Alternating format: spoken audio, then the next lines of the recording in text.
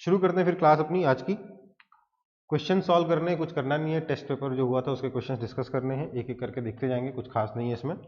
A stationary particle explodes into two particles of masses m1 and m2. Okay भैया, which moves in opposite direction with velocities v1 and v2. The ratio of their kinetic energies E1 by E2 is, देखो भाई, kinetic energy का formula होता है p square by 2m। दोनों का p होगा same. क्यों दोनों का सेम होगा p? क्योंकि आपका एक ही पार्टिकल था जो पहले रेस्ट पे था, उसके दो टुकड़े हो गए हैं, एक इधर जाएगा एक इधर जाएगा, दोनों का मोमेंटम का मैग्नीट्यूड सेम होगा।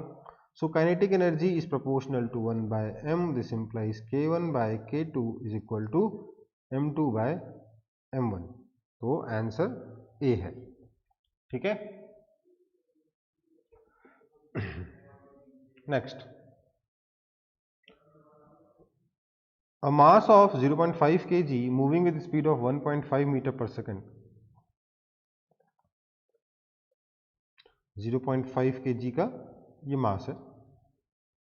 It collides with a nearly weightless spring of force constant k is equal to 50 newton per metre.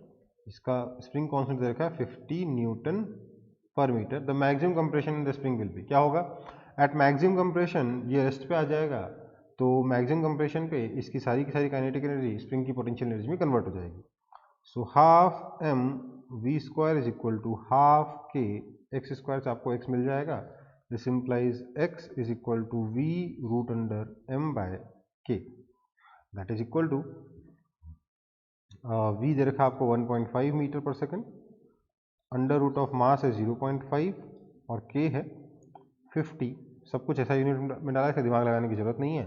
That is equal to 1.5 upon 100, that is equal to upon 100 upon 10, क्योंकि root है ना उसका, upon 10, that is equal to 0.15 metres. ये आपका answer है।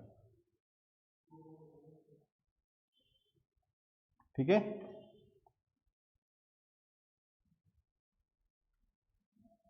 Next question.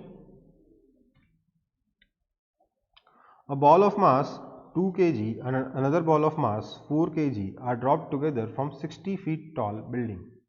60 feet tall building है एक, उसकी टॉप से हमने दो बॉल्स गिरा दी है, एक का मास है 2 kg, एक का मास है 4 kg। After the fall of 30 feet each towards earth their respective kinetic energy will be in the ratio of. देखो भैया, जब 30 फीट नीचे गिर चुके होंगे, मतलब बीच रास्ते की बात कर रहे हैं, तो यहाँ पर दोनों की वेलोसिटी तो सेम होगी। काइनेटिक एनर्जी का रेशियो पूछा है, तो काइनेटिक एनर्जी कितना होता है? हाफ एम वी स्क्वायर, क्योंकि वी सेम है इसलिए काइनेटिक एनर्जी मास के रेशियो में होगा, दैट इज 1:2। ओके, वैसे भी देख सकते हो फोर्स जो है यहाँ पे 2g लगेगा, यहाँ 4g लगेगा। Force into displacement will convert into kinetic energy, क्योंकि यहाँ फोर्स डबल है इसलिए यहाँ पे काइनेटिक एनर्जी भी डबल होगी, इसलिए काइनेटिक एनर्जी का रेशियो हो जाएगा 1:2। ठीक है, नेक्स्ट एकदम इजी क्वेश्चन है।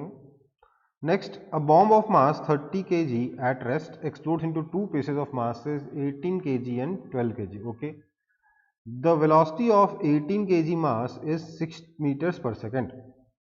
ठीक, the kinetic energy of other mass is, देखो भैया, अगर 18 kg का मास 18 kg मास का वेलोसिटी 6 है, तो मोमेंटम कितना हो जाएगा? मोमेंटम हो जाएगा 18 इंटू 6।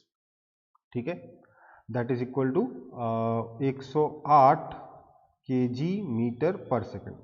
अब आप चाहो तो डायरेक्टली आप लिख सकते हो दूसरे वाले की काइनेटिक एनर्जी कैसे निकालेंगे, क्योंकि हमें मोमेंटम पता है, दोनों का मोमेंटम सेम होगा, तो हम डायरेक्टली लिख सकते हैं kinetic energy will be equal to p square by 2m, that is equal to 18 square into 6 square upon 2 into mass कितना है सेकंड पार्टिकल का? 12। इससे भी आपका आंसर मिल जाएगा। 6 स्क्वायर 36 हो जाएगा, ये 12 से कट जाएगा, 3 बचेगा।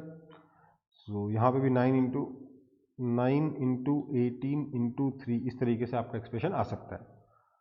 ठीक है, so that is equal to 3⁵ into 2। 3⁵ आपको याद है? 3⁵ होता है 343। 243 into 2, that is equal to 486। तो 486 जूल आपका आंसर है।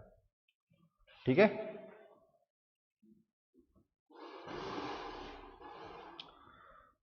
आगे बढ़ते हैं। Fifth, a force F acting on an object varies your distance X as shown in figure. ठीक है, the force is in newton and X is in metre, the work done by the force in moving the object from X equal to 0 to X equal to 6, मतलब यहाँ से पूरा यहाँ तक। तो basically work done क्या होता है, D W is given by F D x, तो वर्क डन इसका इंटीग्रेशन होगा, that is area under this entire curve, that is area of this rectangle plus area of this triangle. Area of this rectangle is 3 into 3 plus area of this triangle is half into 3 into 3, that is equal to 9 plus 4.5 is 13.5 joule. It is very simple question. Next question. A body of mass 3 kg is under a constant force which causes displacement s in meters in it. Okay, 3 kg में displacement s होता है. Okay, constant force की वजह से given by the relation s is equal to 1 by 3 t square. Okay, displacement और time के बीच में relation भी दे रखा है. Work done by force in 2 seconds is, देखो भैया आपका displacement दे रखा है 1 by 3 टी स्क्वायर, इसका मतलब आपका वेलोसिटी हो जाएगा 2 by 3 टी, मतलब कि एक्सेलरेशन हो जाएगा 2 by 3 metres per second. Therefore force हो जाएगा mass into acceleration, that is equal to mass है 3 into 2 by 3, that is equal to 2 newton. इतना फोर्स है, ये कांस्टेंट फोर्स है 2 न्यूटन का, ये हमें पता चल गया, बहुत अच्छी बात है, क्योंकि फोर्स कांस्टेंट है, आराम से वर्क डन निकल जाएगा। Work done by force in 2 seconds is, work done हो जाएगा force into displacement, that is equal to 2 times displacement in 2 seconds. Displacement in 2 second, यहाँ पे टी की वैल्यू 2 डाल दोगे, 1 by 3 into 2 square, that is equal to 8 by 3 joules. This is your answer. Okay, so let's move on to the next question. Our next question says that 300 joule of work is done in sliding a 2 kg block up an inclined plane of height 10 meter. Okay, height 10 meter है, ठीक है भैया। Taking G is equal इतना work done against friction is, देखो भाई जो भी work done हमारा एक्सटर्नल होगा plus work done by non conservative force होगा, that will be equal to change in kinetic energy plus change in potential energy. हम बोल रहे हैं कि ये बस ऊपर लेके गए, कोई काइनेटिक एनर्जी प्रोवाइड नहीं करी है, इसलिए काइनेटिक एनर्जी को हम लोग जीरो मान लेंगे, चेंज इन काइनेटिक एनर्जी को जीरो मान लेंगे। This implies work done by external force दे रखा है 300 joule, 300 plus work done by non conservative force नहीं दे रखा है, ये आपका basically work done by friction है, is equal to change in potential energy. Change in potential energy हो जाएगा mgh, that is equal to 2 into 10 that is 200। तो 300 plus work done by non conservative था, work done by non conservative force is equal to 200 joule, that means work done by non conservative force is equal to -100 joule. Work done by non conservative -100 है, मतलब work done against conservative force कितना हो जाएगा, 100 joule हो जाएगा। Okay,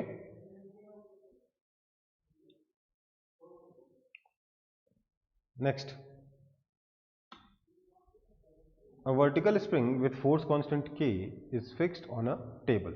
Okay भाई, a ball of mass m and height h above the free upper end of the spring falls vertically on the spring so that the spring is compressed by a distance d. The net work done in the process is, देखो ये question हम already कर चुके हैं, ठीक है।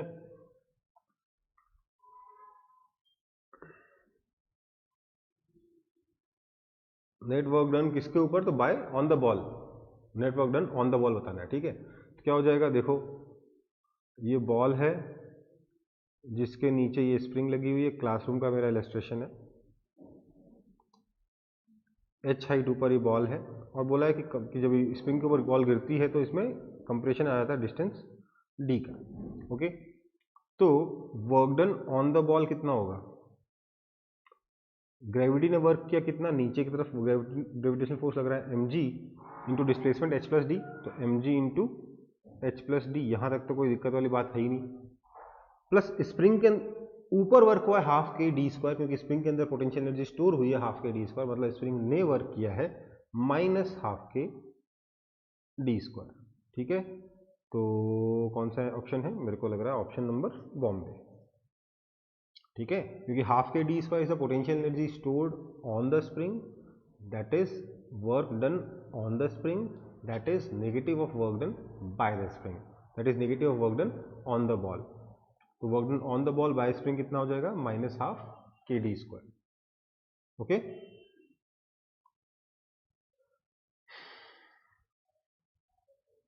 आगे बढ़ते हैं। A plate of mass m, length b and width a is initially lying on a horizontal floor with lengths parallel to the floor and widths perpendicular to the floor. Okay.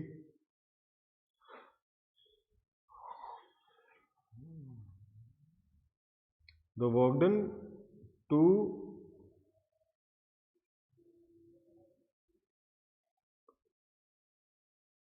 erect it on its width, ये पूछ रहा है, क्या बोल रहा है कि एक प्लेट है, मतलब ये x नहीं है, ये r है। ठीक है, ये प्लेट है जिसकी लेंथ b है और विड्थ a है, लेंथ b है, विड्थ a है। यहां से हम इसको इस पोजीशन में लाना चाहते हैं। तो एक काम करो, एक फिर से इस क्वेश्चन को पढ़ के देखो, ये हो रहा है कि नहीं हो रहा, ये मीनिंग समझ में आ रहा है कि नहीं आ रहा है। यहां से यहां लाने में कितना वर्क निकालना है ये बताना है।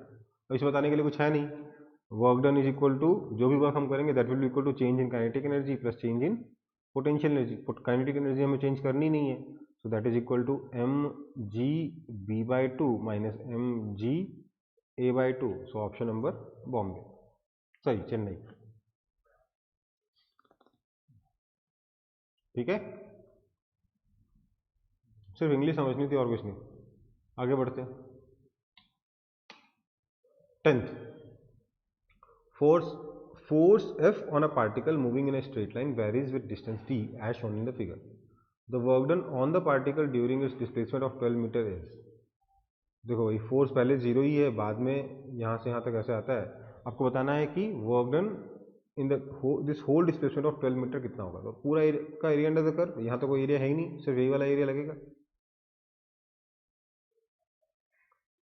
ठीक है, so work done is equal to this area that is equal to half into base, base is sorry, हाँ मैं इसको ट्रेपेजियम मान सकता हूँ ना, सीधे सीधे वही लिख रहा हूँ, half into sum of parallel sides, this is 9 plus this is 4 into distance between them 2, that is equal to 13 joule. ठीक है, नेक्स्ट क्वेश्चन पे चलते हैं फिर।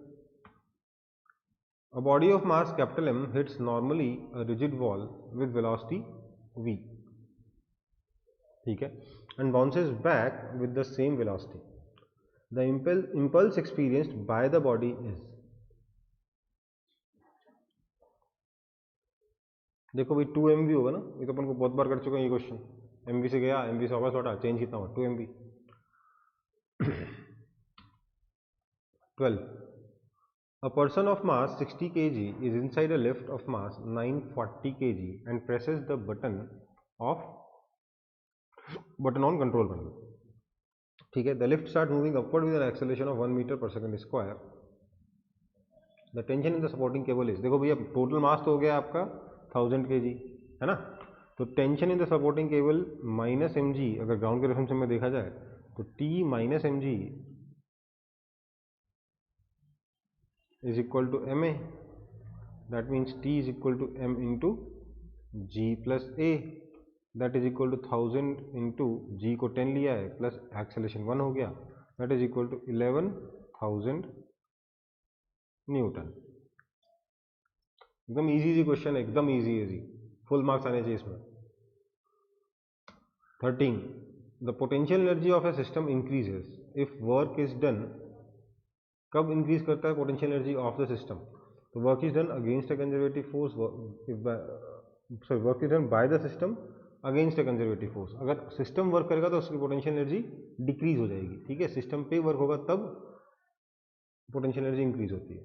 तो नॉन कंजर्वेटिव का तो कोई सीन ही नहीं है पोटेंशियल एनर्जी के साथ, तो नॉन कंजर्वेटिव को तो सीधे छोड़ दो।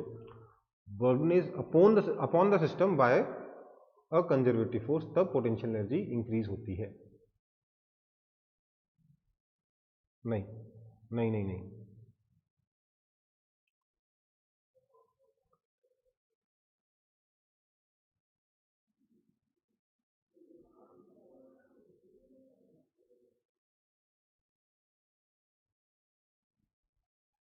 देखो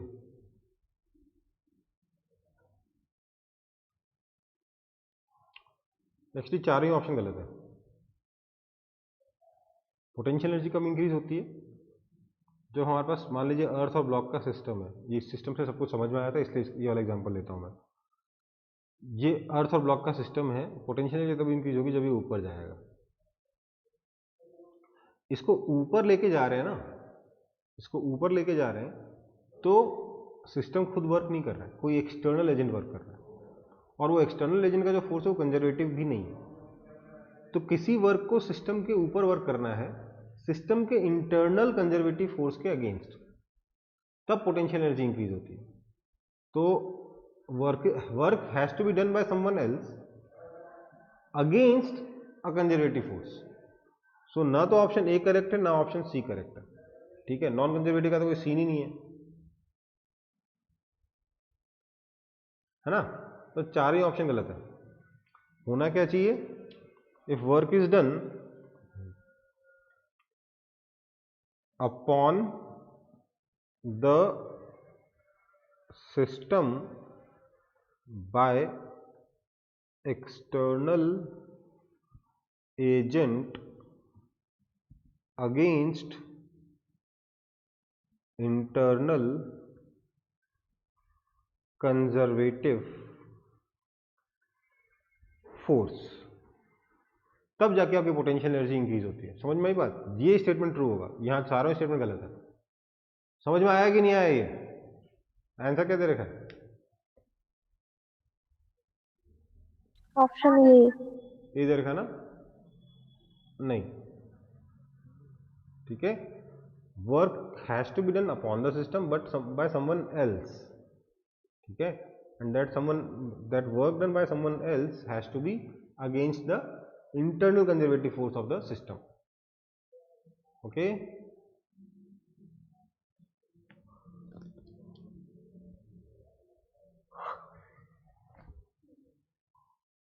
Next, a car of mass m starts from rest and accelerates so that the instantaneous power delivered to the car has a constant magnitude p naught. The instantaneous velocity of this car is proportional to, देखो भाई आपको बोल रहा है कि stress से शुरू हुआ और पावर कांस्टेंट है, मतलब कि force into velocity is constant.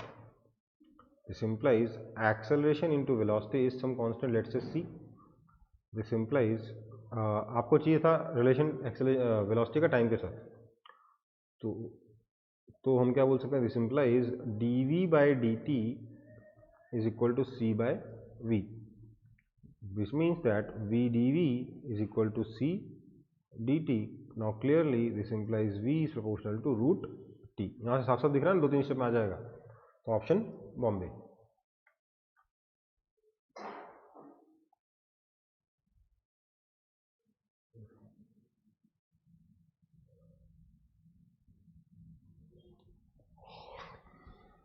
Next question. A neutron makes a head-on elastic collision with a stationary deuteron. Okay. The fractional energy loss of the neutron in the collision is, देखो भाई deuteron के पास कितना मास होता है कोई बताएगा मेरे को?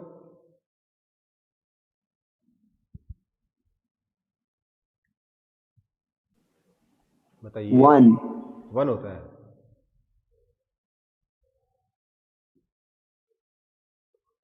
2 होता है, ठीक है। समझ में आई बात? और न्यूट्रॉन के पास कितना होता है? 1 होता है, ठीक।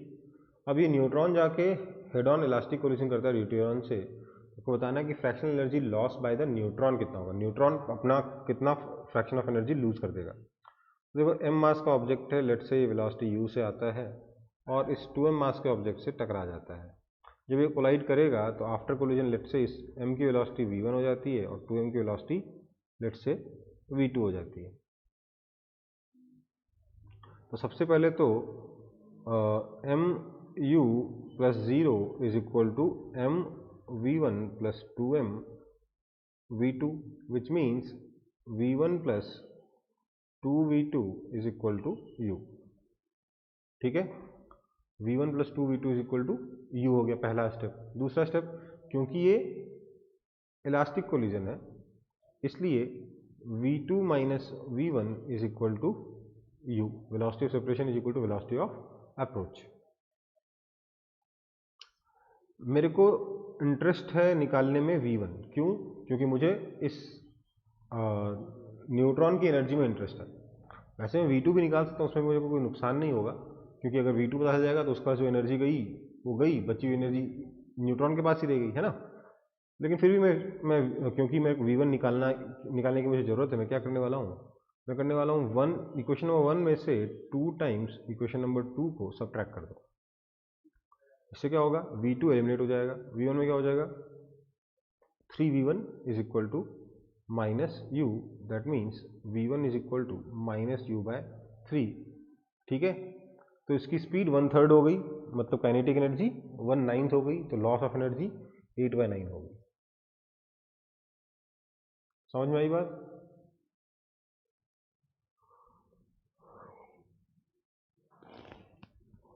अगर वेलोसिटी 1/3 बची है, स्पीड अगर 1/3 बची है, तो काइनेटिक एनर्जी 1/3 का स्क्वायर मतलब 1/9 बचा है, मतलब 8/9 एनर्जी जो है वो डिसिपेट हो चुकी है।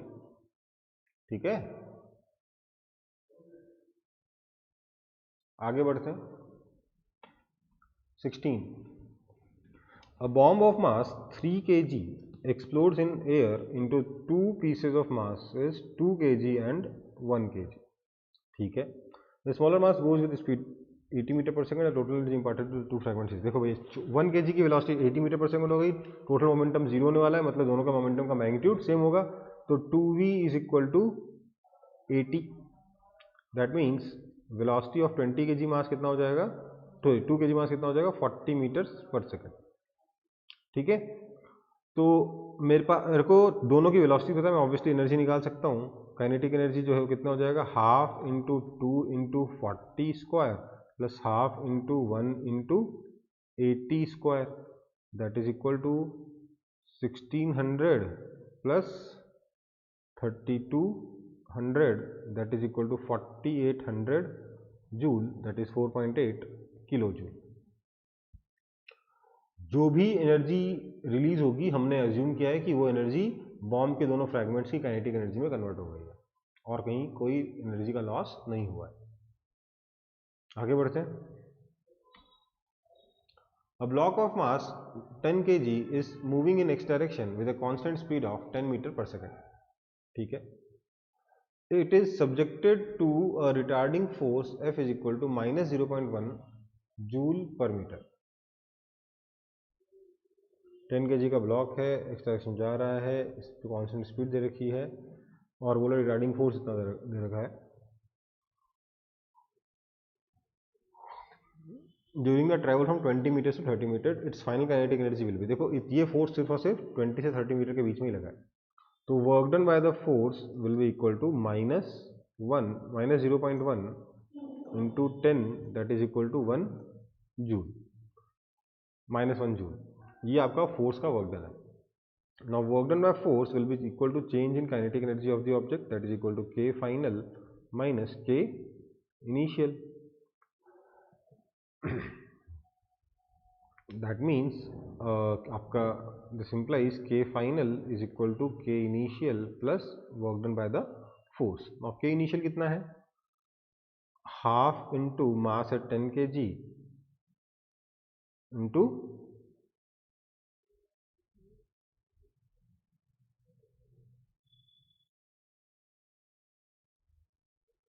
इनिशियल स्पीड थी 10 मीटर पर सेकंड, तो 10 स्क्वायर प्लस -1 जूल।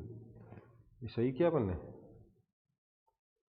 500 -1 जूल, ये तो 499 जूल हो गया।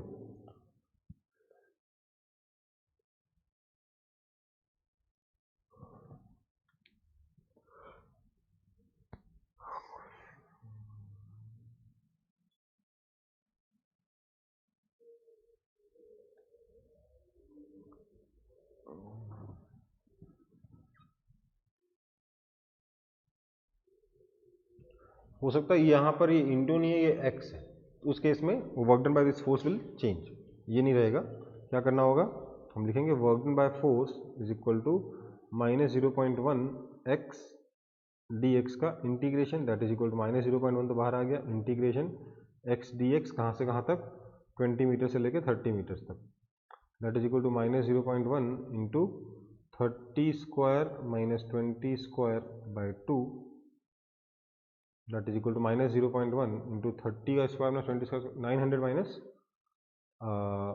400 तो 500 हो गया, 500 बाई 2 250 हो गया, तो that is equal to -25 joule आएगा। तो यहाँ पे अगर आप -25 डालोगे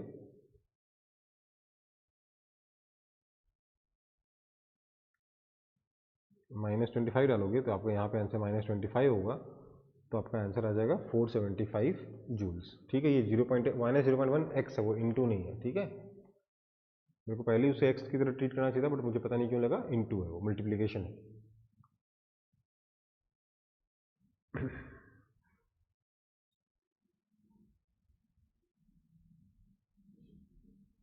आगे बढ़ते हैं।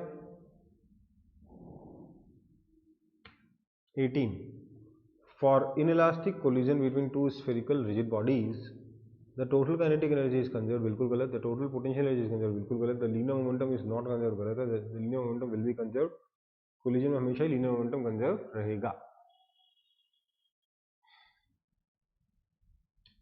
19 a spherical ball of mass 20 kg is stationary at the top of a hill of height 100 meter। एक स्फेरिकल बॉल है 20 kg की, जो एक हिल के ऊपर खड़ी है।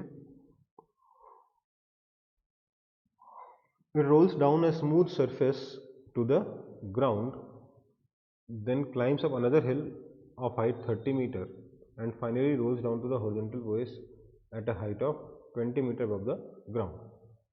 The velocity attained by the ball is, देखो भैया क्या हुआ है, 100 मीटर की हाइट से रोल किया, 30 मीटर की हाइट तक गया,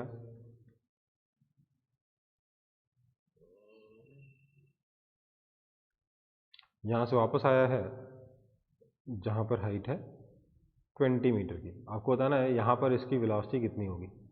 सीधी सी बात है,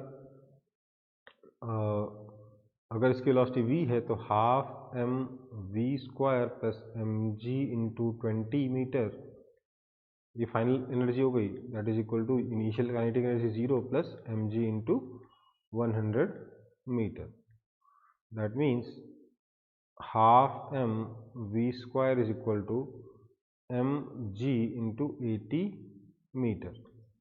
ठीक है, एम चला गया तो हमें मिला कि v is equal to √2g into 80, that is equal to आपका आ जाएगा ये 40 मीटर्स पर सेकंड। ये आपका आंसर है। ठीक है, समझ में आया कि नहीं आया ये?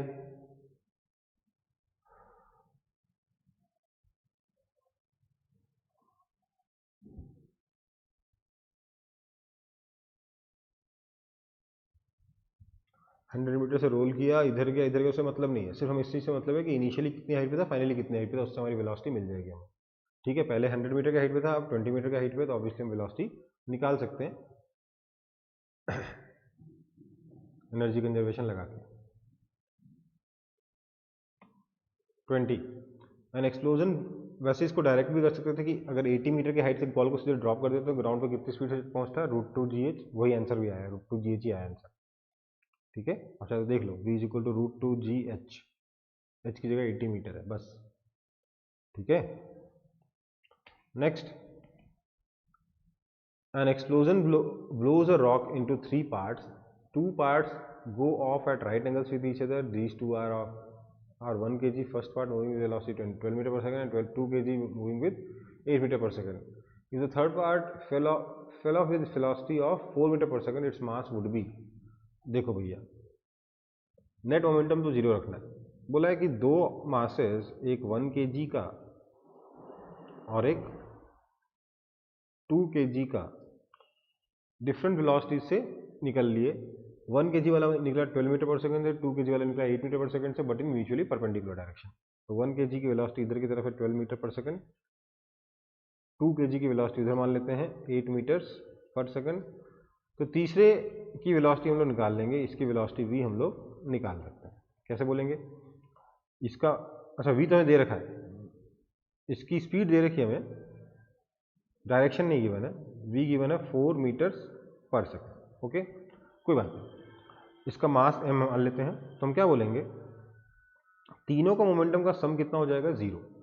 तो क्योंकि ये दो म्यूचुअली परपेंडिकुलर डायरेक्शन में जा रहे हैं, क्यों ना मैं किसी एक को x एक्सिस और दूसरे को y एक्सिस मान लूँ. तो मेरे पास P1 हो जाएगा 12 i कैप kg मीटर पर सेकंड, P2 हो जाएगा 16 j कैप kg मीटर पर second, P3 is equal to कितना हम निकाल सकते हैं. कैसे निकाल लेंगे? क्लियर सी बात है, P3 plus P2, P1 plus P2 तीनों का वेक्टर सम कितना हो जाएगा? 0. That means P3 vector is equal to -12 i cap minus 16 j cap. That means P3 का मैग्नीट्यूड कितना हो जाएगा? 20 kg मीटर पर सेकंड. अब आपको v दे रखा है 4 मीटर पर सेकंड, तो आप कह सकते हो कि mv is equal to 20, that means m is equal to 5 kg. तो इस तरीके से आपका आंसर आ जाएगा. समझ में आया? हाँ या ना? बहुत ही इजी क्वेश्चन है, सारे बन जाने चाहिए. Next 21. A block of mass capital M is attached to the lower end of a vertical spring. The spring is hung from the ceiling and has force constant value K. The mass is released from rest with the spring initially unstretched. ठीक है. The maximum extension produced in the length of the spring will be. कितना होता है? 2 mg/k होता है ना. mg/k by equilibrium, उस मतलब जीरो पे तो नेट फोर्स mg लग रहा है नीचे की तरफ, mg/k पे नेट फोर्स जीरो हो जाता है, और उससे उतना ही आगे जाएगा 2 mg/k पे दूसरे एक्सट्रीम तक, एक एक्सट्रीम से दूसरे एक्सट्रीम तक, है ना. वैसे आप इसको सॉल्व करने के लिए एनर्जी कंजर्वेशन लगा के सॉल्व कर सकते हो, और ये क्वेश्चन मैंने क्लास में करवाया हुआ है. आगे बढ़ रहे हैं. 22. Two bodies of mass 1 kg and 3 kg have position vectors I cap, 2j cap plus k cap and this. The center of mass of the system has a position vector. देखो भैया, 1 इंटू इतना plus 3 into इतना upon 4, जो भी answer आएगा आएगा. आगे बढ़ते हैं.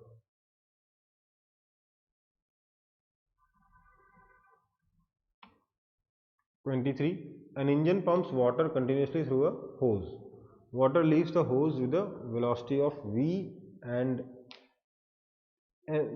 m is the mass per unit length of the water jet. What is the rate at which kinetic energy is imparted to water? देखो भाई, m स्मॉल m आपका मास पर यूनिट लेंथ है, तो आपका कैपिटल M कितना हो जाएगा? Mass per unit length into length of the water jet, that is equal to mvt. ठीक है, ये हो जाएगा कैपिटल M. ये सारा का सारा मास आपने कितनी वेलोसिटी से फेंका है? तो वेलोसिटी v से फेंका. तो आपकी जो काइनेटिक एनर्जी हो जाएगी that will be equal to half capital M v square, that is equal to half small m t v q. ये काइनेटिक एनर्जी हो गई. लेकिन आपको क्या चाहिए? काइनेटिक एनर्जी किस रेट से इंपार्ट की गई है, मतलब kinetic energy per unit time बताना है आपको. That is equal to 1/2 mv/q. यही आपका आंसर है, 1/2 mv/q.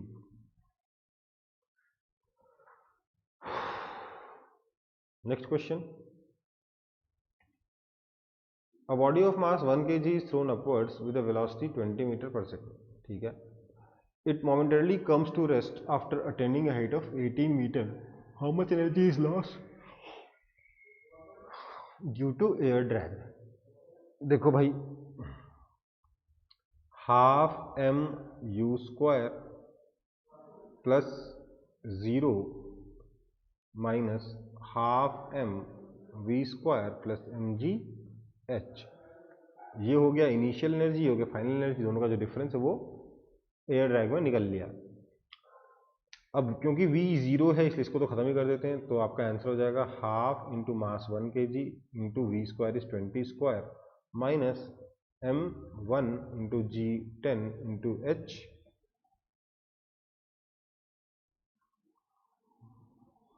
18 meter, that is equal to 20 joules. So 20 joules of energy is lost due to air friction. आगे बढ़ते हैं।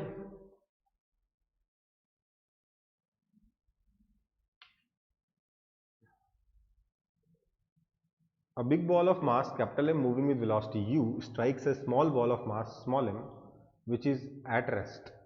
Finally, small ball attains a velocity u and big ball v.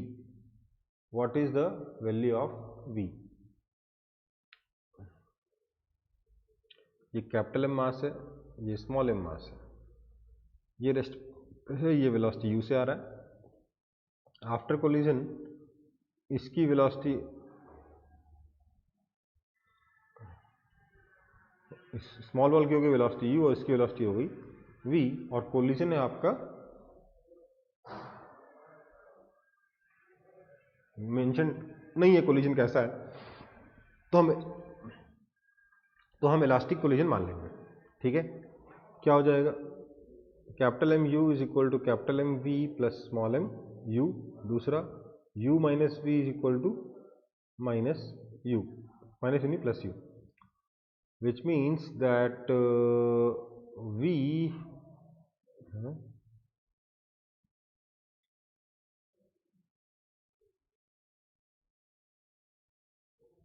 u minus v velocity of separation is equal to velocity of approach is u। अच्छा अच्छा अच्छा, ये u given नहीं है ना, इसकी वेलोसिटी v हो जाती है, नहीं इसकी वेलोसिटी u ही हो जाती है। ओके अच्छा, इसकी इनिशियल वेलोसिटी इसकी फाइनल वेलोसिटी सेम है ना, तो आपका यहाँ पर वेरिएबल कम है, यहाँ पे आपको कोई अजम्पशन लेने की जरूरत नहीं कि कोलिजन इलास्टिक है, एक सफिशिएंट इन्फॉर्मेशन दे रखी है।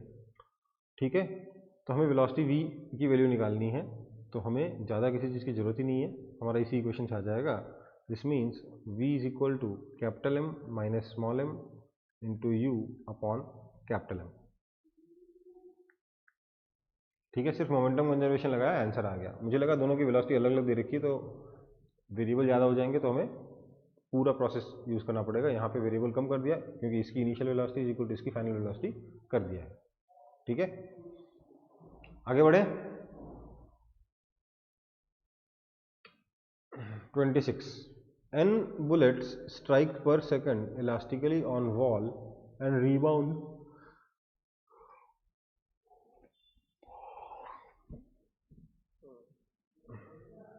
इस तरीके का क्वेश्चन हम लोगों ने अभी अभी पढ़ा है आपके काइनेटिक थ्योरी ऑफ गैसेस में। पहले मैंने ऐसे क्वेश्चंस कराए थे, फिर उसके बाद हम लोगों ने बाकी की थ्योरी पढ़ी थी केटीजी की। ठीक है, तो ये क्वेश्चन दोबारा नहीं करा रहा हूँ, आप वहीं से देख लेंगे।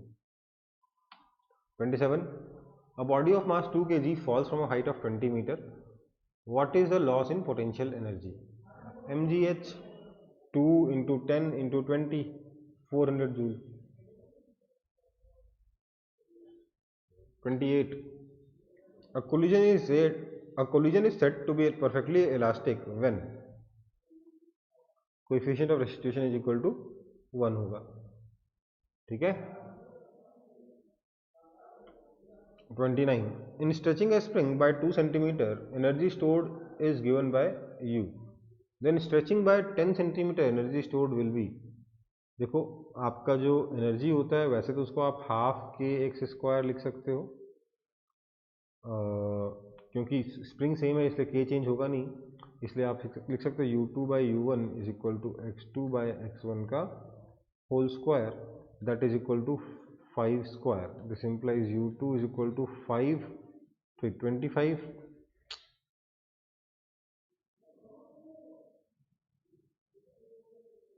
u2 is equal to 25 u1 और u1 कितना u है, so the answer will be 25 u. Okay.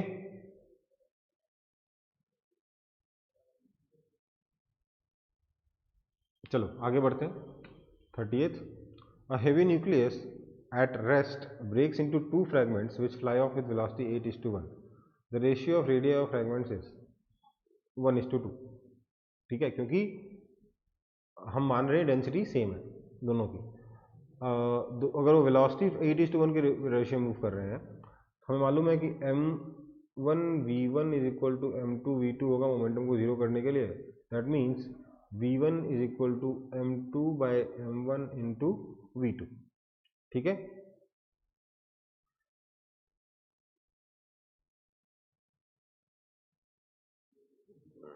तो क्योंकि वेलोसिटीज 8:1 है, ये v2 है. Now because velocities are in the ratio 8:1, as v1 by v2 is equal to m1 by m2 that is equal to 8 by 1. इसलिए क्योंकि m1 by m2 8 by 1 है, that means कि volume 1 by volume 2 is equal to 8 by 1. That means r1 by r2 is equal to 2 by 1. So answer will be 2:1. एकदम easy easy question हैं. ठीक है, कुछ भी डिफिकल्ट नहीं है. इतने इजी हैं कि मतलब मेरे को सॉल्व करने का मन नहीं कर रहा है, क्वेश्चन देख के नींद आ गई, इतने ज़्यादा easy. A particle falls from a height h. ये मैंने क्वेश्चन लास्ट क्लास में करवाया था, पिछले पेपर, पिछला जो डिस्कशन था ना पिछले पेपर का, उसमें बिल्कुल ऐसा कैसा क्वेश्चन था. तो ये प्रीवियस पेपर का ही है, बार बार आ रहा है आपके टेस्ट में. प्लीज़ कम से कम एक बार तो सीख लो. ठीक है. Next, a body of mass 6 kg under a force which causes displacement in it given as s is equal to t square by 4 है. शायद दिख नहीं रहा है ऊपर, यहाँ पे शायद t square by 4 होना चाहिए. where t is time, the work done by the force in 2 seconds is. बिल्कुल ऐसा कैसा क्वेश्चन थोड़ी देर पहले कराया था मैंने, है ना. अब ऊपर स्क्वायर है कि क्यूब, उससे एकदम आंसर बदल जाएगा, बट बिल्कुल सेम टू सेम क्वेश्चन मैंने थोड़ी देर पहले कराया था, तो इसको भी मैं भी नहीं करा रहा. 33. If the force applied is F and the velocity gained is V, then the power developed is FV. ठीक है.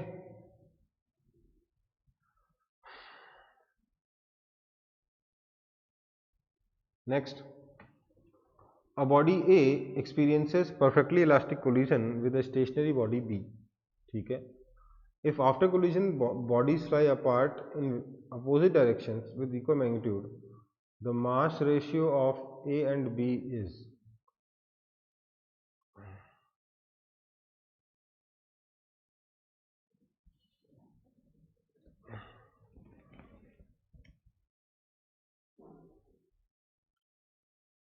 क्या हुआ देखिए, ये A है, ये B है, ये A यहाँ से आया, यहाँ B को टकरा गया. ठीक है, ये B था, ये A था. आफ्टर दैट बोला गया कि दोनों का मास का रेशियो नहीं, after collision bodies fly apart in opposite direction with equal velocity. दोनों अपोजिट डायरेक्शन में इक्वल वेलोसिटी से निकल लेते हैं. तो इसका कोई रिश्ता आता ही नहीं है. The ratio of the mass ratio of A and B, ये तो कोई मतलब ही नहीं है.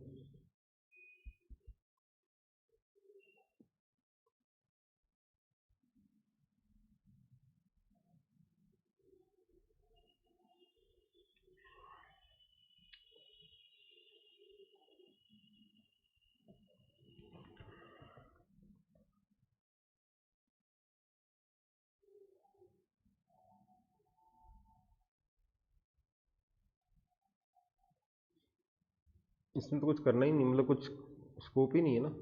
फिर भी एक बार देख लेते हैं।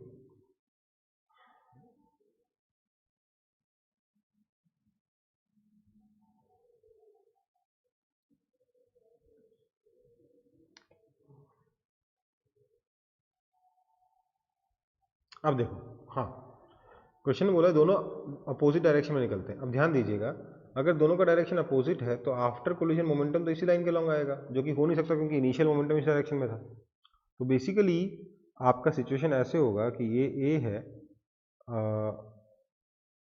ये बी है, दोनों कोलाइड किए, कोलिजन के बाद मतलब ए बी से आके टकराया, कोलिजन के बाद बी इधर निकल लिया, ए इधर निकल लिया, इसके अलावा और कोई उपाय है ही नहीं।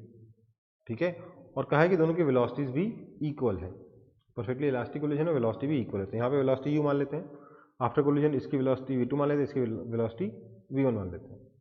ठीक है, हमें रेशियो ऑफ मास बताना है, तो इसको m1 बोल लेते हैं, इसको m2 बोल देते हैं। हमें m1 और इसको m2 बताना है, तो हम क्या बोलेंगे, m1u is equal to m2v2 minus m1v1। ये तो हो गया मोमेंटम कंजर्वेशन। उसका लगाएंगे velocity of separation, v2 plus v1 is equal to velocity approach u। ठीक है, हमें मासेस का रेशियो चाहिए, हमें m1:m2 चाहिए। तो हम एक काम करते हैं, इस पूरी इक्वेशन को m1 से डिवाइड कर देते हैं, तो आएगा u is equal to m2/m1 into v2 minus v1। ठीक है, तो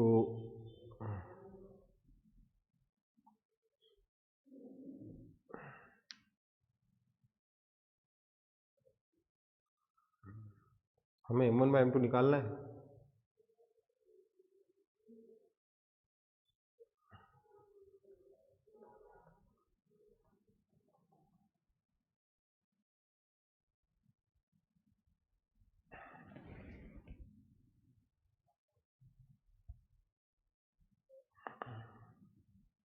तो हमें क्या नहीं चाहिए, हमें v1 v2 नहीं चाहिए, हमारे पास इक्वेशन तो दो ही है, हमें मास का रेशियो चाहिए। हम चाहते हैं सारी की सारी मोमेंटम की इक्वेशन सारे के सारा ही वो निकल जाए आपका।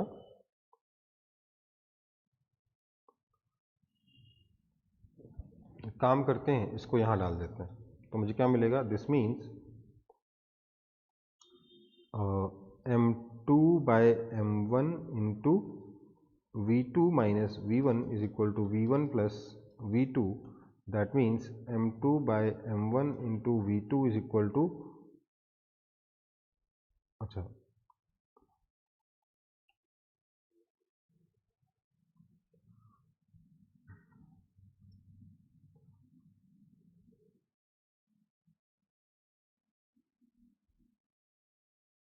अच्छा, फिर इक्वल वेलोसिटी दे रखा है, तो v1 और v2 इक्वल तो है ही है, फालतू में परेशान हो रहा है इतनी देर से। v1 और v2 इक्वल है, ओके। सो यहाँ से हमारे पास आया u is equal to v1 into m2/m1 minus 1, और यहाँ से आया u is equal to 2v1। ठीक है, इन दोनों को अगर मैं कंपेयर करूंगा तो मुझे सिंपली मिल जाएगा m2/m1 minus 1 is equal to 2। That means m2/m1 is equal to 3। That means m1/m2 is equal to 1/3। ये इक्वल वेलोसिटीज मैंने नहीं पढ़ा था, ये इसलिए इतना ज़्यादा टाइम लग रहा था, क्योंकि उसके बिना क्वेश्चन सॉल्व नहीं हो रहा था। ठीक है,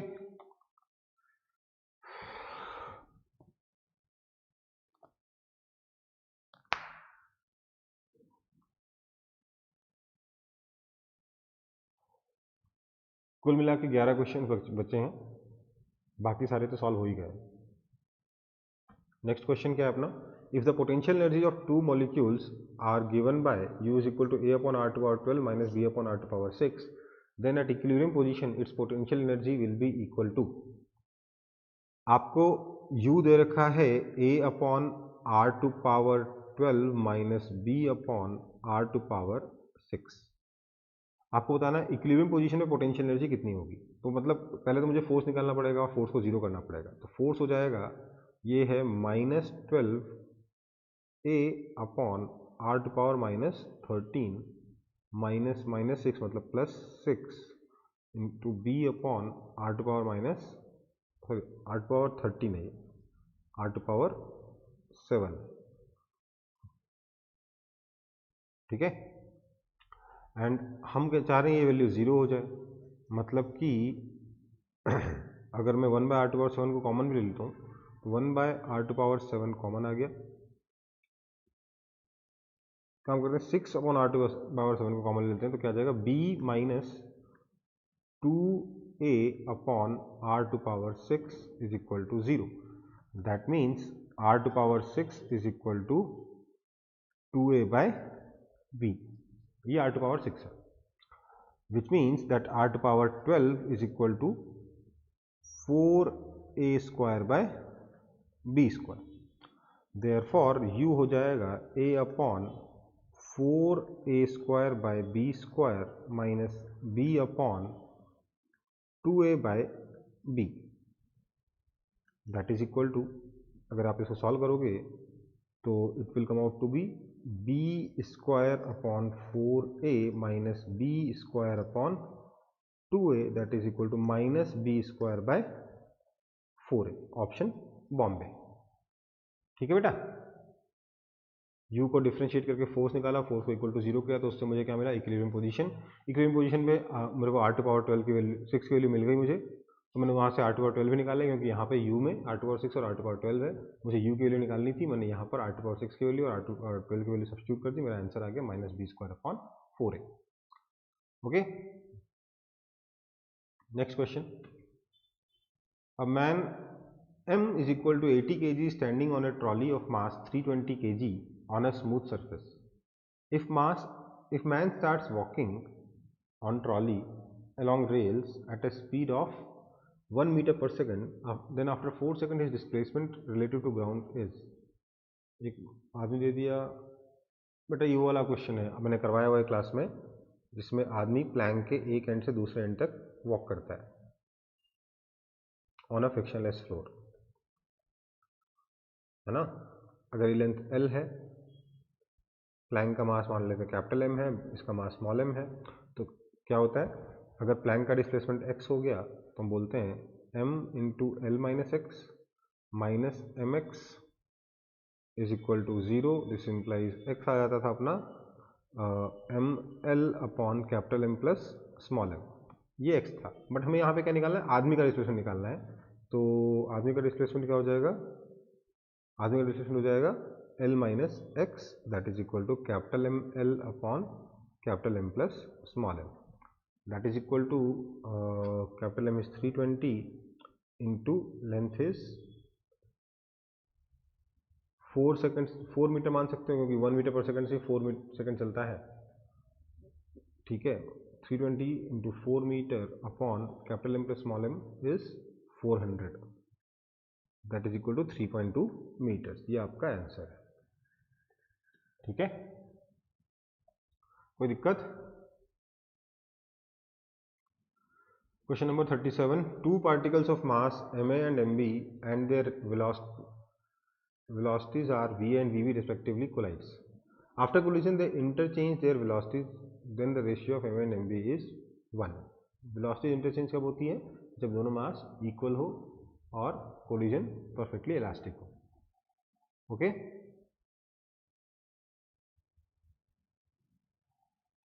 next, a body of mass 4 meter at rest explodes into 3 pieces, 4 meter नहीं 4m, 2 of the pieces each of mass m moves with the speed v each mutually perpendicular direction, the total kinetic energy released is। ये ऐसे question बहुत कर लिए, आज भी कर लिए हमने काफ़ी सारे, तो खुद से ट्राई करेंगे इसको भी, मतलब अगर नहीं हुआ एग्जाम में तो खुद से ट्राई करेंगे, नहीं तो हो गया तो बहुत बढ़िया बात है। Next question, if the kinetic energy of body is double of its initial kinetic energy, the momentum of the body will be। देखो भाई, kinetic energy को अगर डबल किया तो वेलोसिटी को √2 टाइम्स कर दिया तो मोमेंटम √2 टाइम्स हो जाएगा। ठीक है, वैसे भी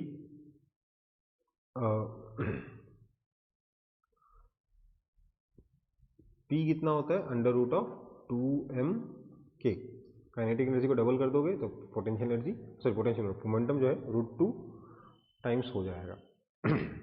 40 फोर्स इतना फोर्स इतना acts on a body and produces displacement इतना, the work done will be, दोनों का डॉट प्रोडक्ट करना है, 5 × 6 30 प्लस 4 × -5 -20, तो 10 जूल आंसर।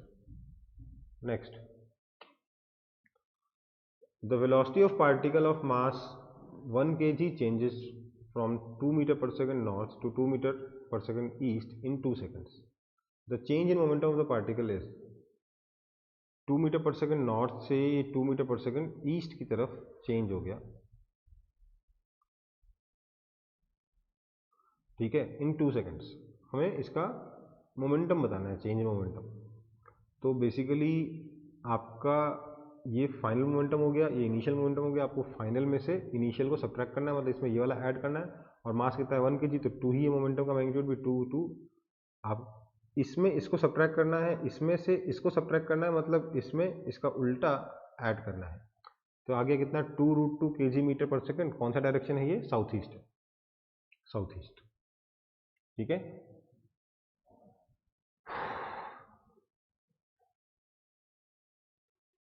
अगला 42, two bodies of mass 1 kg and 4 kg have equal kinetic energy, then ratio of their momentum is. देखो भैया, आपका मोमेंटम होता है √2m_k, तो क्योंकि दोनों की काइनेटिक एनर्जी सेम है, इसलिए बोल सकता हूँ P1/P2 is equal to √m1/m2 that is equal to 1/2। Next, a stone of mass m is tied to a string of length L at one end, and by holding second end it is whirled into a horizontal circle, then work done will be 0। क्यों? क्योंकि force हमेशा ही velocity के perpendicular direction में, power 0 होगा हमेशा, work done भी 0 ही आएगा। Next question अपना 44, two identical balls, one moves with 12 metre per second and second is at rest, collides elastically।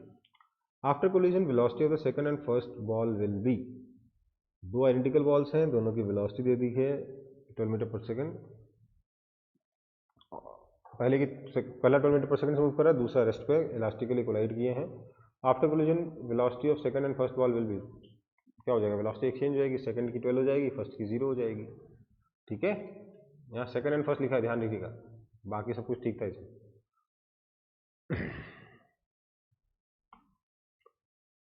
The driver of a car traveling at velocity v suddenly sees a broad wall in front of him at a distance d. He should brake sharply।